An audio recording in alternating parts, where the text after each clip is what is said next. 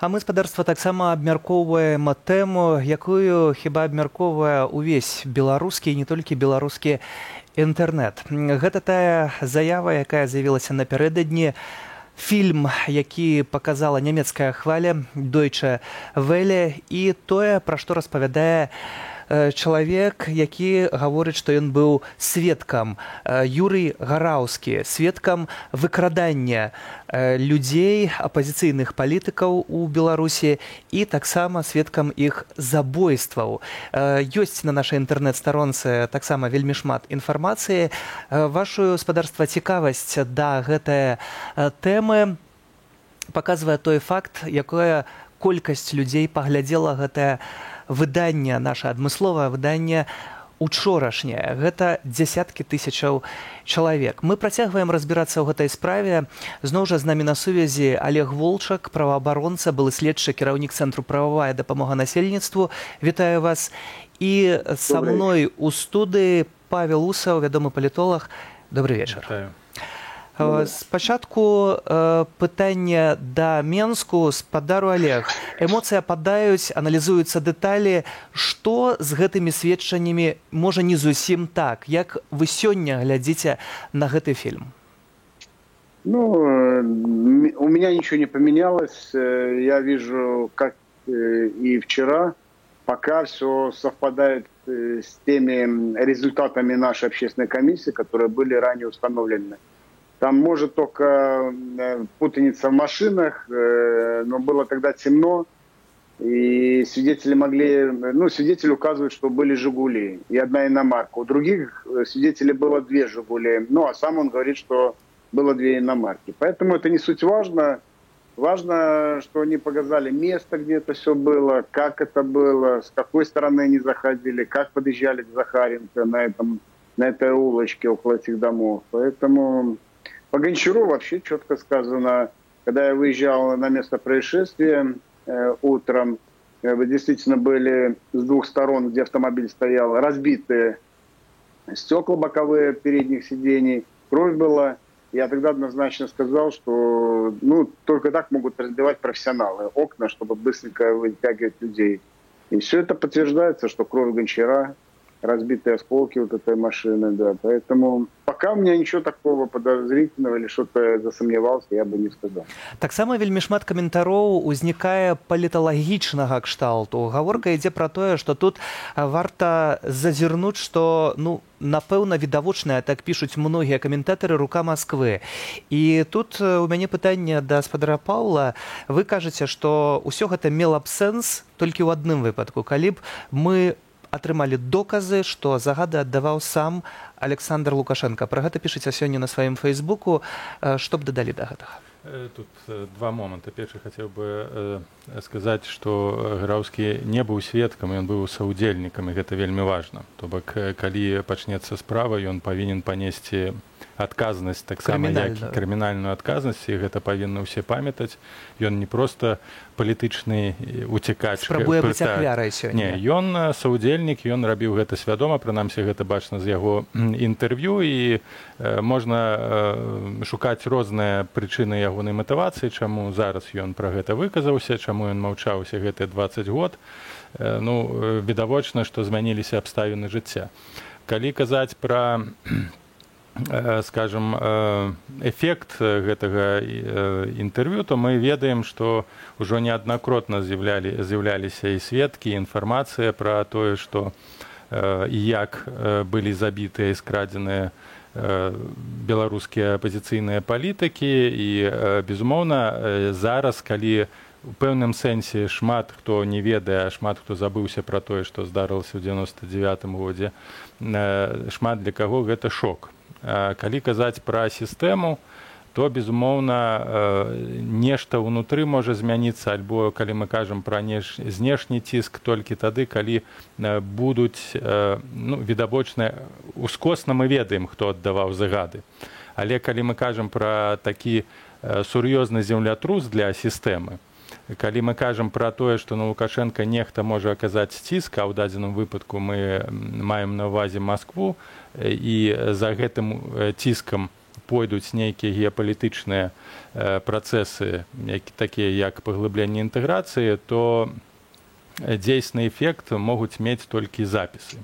Вось калі б гэты запіс альбо запіс загаду, альбо свядоцтвы Шеймана ці Сівакова мелі месца, то гэта быў бы даволі сур'ёзны удар па Лукашенка асабіста, і таксама ўзніклі праблемы з ягоным утрыманнем улады. Але вы асабіста бачыце ў гэтым руку Масквы ці не? Я думаю, што Масква гэта можа выкарыстаць, і думаю, што ў пэўным сэнсе можна здагадвацца, што і можна дапусціць, і можна нават з іншага боку, гэта могуць быць і спекуляцыі, што гэтая інфармацыя з'явілася ў даволі крытычны момант для Беларусі перад сустрэчай Пуціна і Лукашенка ў Санкт-Петербургу 20 снежня, і мы ведаем, што заўсёды такія інфармацыйныя атакі адбываюцца ў дачыненні да Лукашенка у вельмі крытычныя моманты. Варта прыгадаць 2010 год, менавіта тады з'явіліся славутыя фільмы «Бацька-1, Бацька-2», дзе таксама ўзгадвалася, і таксама быў сведка з гэтых забойстваў. Вельмі падобны стыль. Так, вельмі падобны стыль, узгадвалася пра забойствы, таксама паказвалася месца, і гэта ўсё адбывалася ў перыяд тады, калі Масква ціснула на Беларусь, каб Лукашенко падпісаў дамоўленасці, звязаныя з утварэннем мытнага, а потым еўразійскага звязу. І таму вось менавіта такія паралелі, яны даюць магчымасць, скажам так, дапускаць, што Масква можа напрошваецца. Сёння таксама былы вайсковец і стваральнік Белага легіёну Сергей Бульба разважае пра фільм і кажа, што ўсё ж такі ёсць сумневы ў яго і не давярае гэтаму фільму. Таксама варта падкрэсліць той момант, што фільм пачаў стварацца тады, калі размоваў пра падпісанне ў Пецярбурзе яшчэ не было. І Олег Волчак таксама ў гэтым фільме здымаўся. Спадар Олег, вы сапраўды былі ў той момант у гэтым фільме, калі яшчэ пра гэтыя інтэграцыйныя дамовы не было гаворкі. І таксама, калі глядзіце на 20гадовага забойцу, які прызнаецца, што ён удзельнічае ў гэтых забойствах, якая тут можа быць адказнасць? Я скажу, что эта информация была не сегодня, не вчера. Насколько я владею информацией, месяца 4-5 она уже крутилась в узких кругах, что есть такой человек, что он что-то знает и готов что-то сказать. Поэтому это не вчера, не позавчера возникло. И тут я же не могу гадать на картах, чай это постановочный, не постановочный. Я люблю, как следователь бывший, фактами апеллировать и смотреть. То есть те тонкости, о которых он сказал, так просто ты его, так просто человек не сможет выучить, поверьте мне, и хронологично все это рассказать. То есть это довольно все сложно. И другой момент, мы не знаем, насколько он близок был к этому, значит, причастен убийству, или был на вторых ролях, третьих. Он говорит, что рядом был. Может, здесь какие-то сомнения. Вось мы таксама, спадар Олег, звярнуліся да псіхолага. Ці можна верыць гэтым прызнанням Юрыя Гараўскага? Што пра гэта кажуць ягоныя жэсты і міміка, тлумачыць психолог Людмила Мирзаянова? Давайте послушаем. К сожалению, вот этой проследить динамику жестов сложно, очень короткие фрагменты. Но и они тоже информацию дают. Практически все фрагменты говорят о том, что это не постановка, что это искренне, что это правдиво, что так оно и было, вот как человек рассказывает. А говорит он, раскрывая детали, и он очень много говорит о конкретике, о мелочах каких-то страшных. И это тоже подтверждает, а его подтверждают жесты. Первое же видео, когда мы посмотрим, он открыт в общении, он открывает руки. И это жест тоже такой искренности. Вось такое меркаванне псіхолага, адмыслоўца ў гэтай справе. Спадару Павел, для таго, каб зачыніць дзверы для Лукашэнкі ў еўразвяз, дастаткова гэтага фільму? Недастаткова, бо і еўрапейскія палітыкі і міжнародныя арганізацыі вельмі добра ведаюць пра факты забойстваў, неаднакротна былі і рапарты пра гэтыя падзеі ў Беларусі. Праблема ўся ў тым, што Еўропа вельмі хутка пра ўсё забываецца. А на сённяшнім, на фоне таго, што робіць Масква, я не думаю, што гэта будзе фактар, які стрымае еўрапейскі звяз ад далейшага дыялогу і далейшых размоў. Я думаю, зараз якраз такі павінны праваахоўныя органы Нямецчыны, дзе знаходзіцца дадзены чалавек, заняцца насамрэч і міжнародныя структуры, такія як Інтэрпол, заняцца, скажем так, следствам. А вось тут пытанне да спадара Олега, бо гэта менавіта ўжо ваша кампетэнцыя. Спадар Олег, як павінна выглядаць гэтае следства? І ці тут магчымае пакаранне? Вяртаюся да гэтага пытання. Якая адказнасць можа пагражаць Гараўскаму? Ну, для этого надо сначала его показания зафиксировать. И сегодня главная проблема у Евросоюза, кто будет проводить официальный допрос его. Человек сознался в убийстве. Неважно, что эти убийства произошли в другой стране, но он сознался на территории Евросоюза, и действует международное право. Поэтому здесь же не простое убийство. Это убийство против человечности, то есть непроизвольные казни, он признается, от таких, которых мы знали в Латинской Америке, когда-то были. И все зависит, я, насколько знаю, Германия обладает универсальным правом, и она может возбудить дело, если будет от этого желание потерпевших, в частности, это семья Захаренки, которая проживает, и они уже граждане Германии, поэтому они могут тоже стать инициатором данного процесса. Ці ў такой сітуацыі існуе тэрмін даўніны, і ці можна гаварыць таксама пра магчымасць хоць нейкую Гаагскага трибуналу? Ну, давайте так говорить, даже с учетом того, что он сказал, еще сроки привлечения его к ответственности есть даже по нашему белорусскому законодательству. То, что он совершил, это квалифицируется по статье 100 кодекса на момент с дополнениями 1994 года, где предусмотрено до 25 лет лишения свободы, пожизненная и смертная казнь. То есть по белорусским законам у него еще достаточно, как говорится, сроков для привлечения его к ответственности. В Германии все, если, допустим, будет возбуждено, то мне сложно говорить, потому что надо практику изучать и смотреть. Но за убийство там тоже немало дают. И все будет зависеть, как этот процесс пойдет. Сегодня, к сожалению, это просто журналистское расследование, чтобы вы понимали. Оно получит форму юридическую только после официального допроса.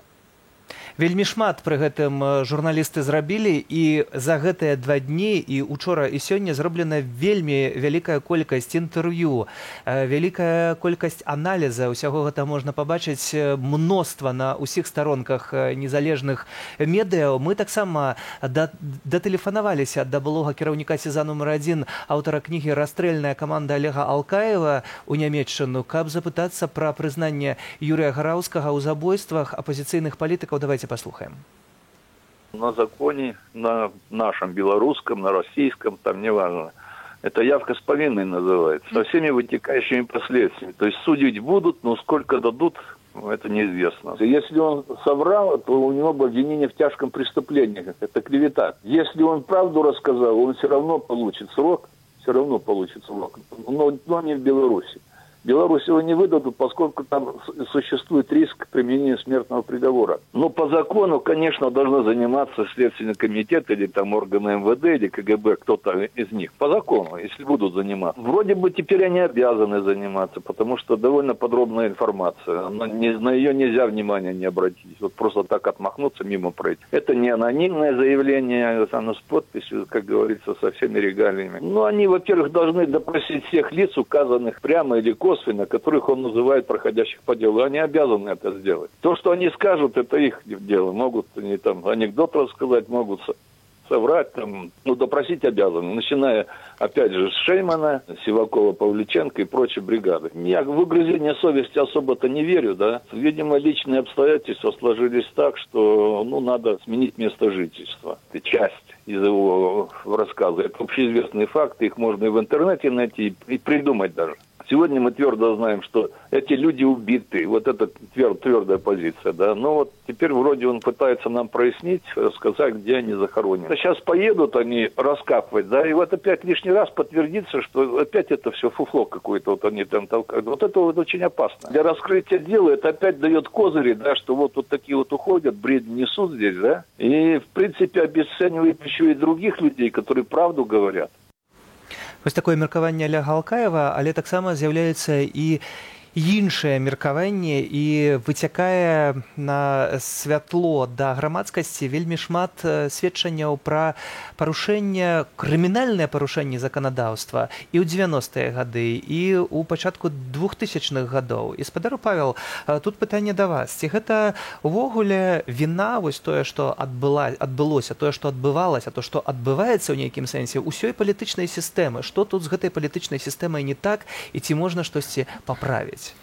Праблема якраз таго працэсу кансалідацыі ўлады, то бок захопу ўлады, якая адбывалася ў 90-е гады. І тады, безумоўна, Лукашенко выкарыстоўваў усе інструменты. Крымінал у тым ліку? Крымінал, барацьбу з крыміналамі і забойствы палітычна ў тым ліку. І гэта праблема, не праблема, а гэта спецыфіка ўсіх недэмакратычных рэжымах. Узгадвалася тая ж самая Лацінская Амерыка, варта прыгадаць Расею, забойства Барыса Немцова, вядомага расійскага палітыка. То бок усе недэмакратычныя сістэмы гэта сістэмы, якія функцыянуюць па-за законам. Закон для іх нічога не варты.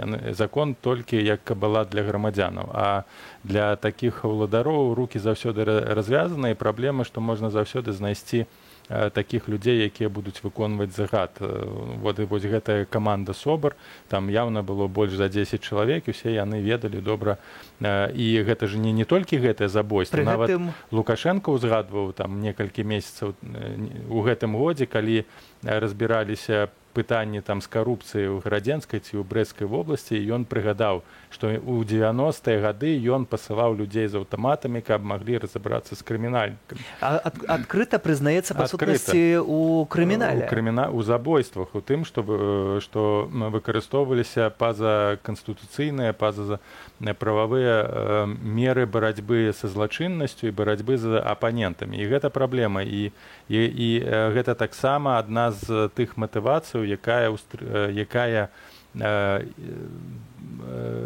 якой Лукашенко карыстаецца дзеля таго, каб захаваць сваю ўладу, бо ён разумее, што як толькі ён страціць сваю палітычную ўладу, з ім разбяруцца так, як ён разбіраўся з апанентам. Пры гэтым сам Паўлюченка кажа спачатку, што ён ведае Гараўскага, потым, што ён не зусім ведае Гараўскага. Цьмяна гэта кажа для розных журналістаў. Сёння журналісты знайшлі фотаздымак, вось мы можам спадарства яго пабачыць, дзе ёсць і Гараўскі, і Паўлюченка на адным і тым жа фотаздымку. Што праўда, гаворка ідзе пра тое цяпер ужо, што кожны мог прыйсці нібыта на гэтую сустрэчу, быць на ёй і гэтак далей.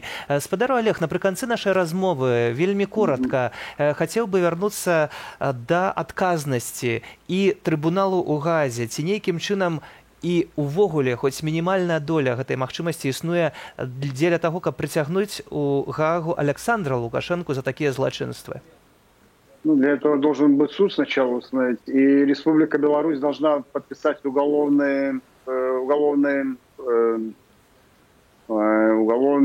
устав, по-моему, так он называется, и только тогда принять конвенцию о недобровольных исчезновениях, за то, что это не сделано, и тогда можно о трибунале говорить. Сегодня пока такой возможности у Евросоюза и у Европейского суда нет по уголовным делам. Дзякуй вам за гэтую размову. Праваабаронца Олег Волчак быў з намі на сувязі, а у мяне яшчэ одно пытанне. Спадар Павел, няма ніякай надзеі ў гэтай адказнасці? Палітычная сістэма, якая парушае усе межы, робіць крымінал, яна Яна і будзе пачуваецца рабіць. вольнай у гэтым, атрымліваецца? Ну, аўтарытарная сістэма так, бо яна будуецца менавіта толькі выключна на сіле і на рэпрэсіях, і гэта трэба разумець. І змяніць сітуацыю можна толькі змяніўшы ўсю сістэму. Сама сістэма гэтая не зменіцца. І, ну, напрыклад, кажучы пра трыбунал у Газе, я думаю, што нават калі б у Беларусі змянілася палітычная сістэма і паўстала прававая сістэма, можна было б правесці суд у Беларусі і вызначыць меры пакарання. Канешне, калі такія вось памагатыя, як Ганна Канапацкія, са сваімі ініцыятывамі, ну, просто не спусцяць ўсё на тармазах. І гэта якраз такі яшчэ адзін прыклад для тых, хто так імкнецца спадабацца Лукашенка, памятаць. Гэта перш за ўсё для апазіцыі, якая павінна памятаць, з кім яна мае дачыненне, што для гэтага чалавека ані жыццё іншая асоба, ані суверэнітэт краіны не мае ніякага значэння. Дзякую вам за гэтую размову. Павел Усаў, вядомы палітолаг, і гаспадарства таксама.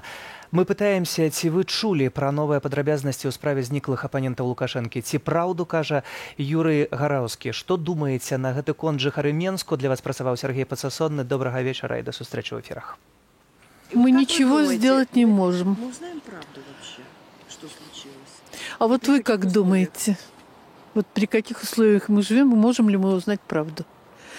Ну, дай бог. Калі, наверное, Лукашэнкі не стане, тады, можа, правда нигде выйдзе. А так, навряд ли зараз. Правду мы не узнаем. Возможно, даже когда не будет Лукашенко. Кажется, когда-нибудь узнаем. Вот. Может быть, не сейчас. Вот. Но когда-нибудь все равно всплывет. Правда ведь всегда скрывается. Может быть, это и правда, но это очень как-то странно выглядит. Как только провалились переговоры, сразу всплыло это. Я не отрицаю, может быть, это и правда. Да у Путина компромат на всех есть. И на Лукашенко, и на того же Зеленского, что в Украине. Так что тут удивляться нечему. Мне кажется, это сжимает этот самый, чтобы Александр Григорьевич все подписал, и все. Есть какая-то вероятность, что это человек, что он говорит правду, и что, ну, Бог ему судья, как бы, я не знаю.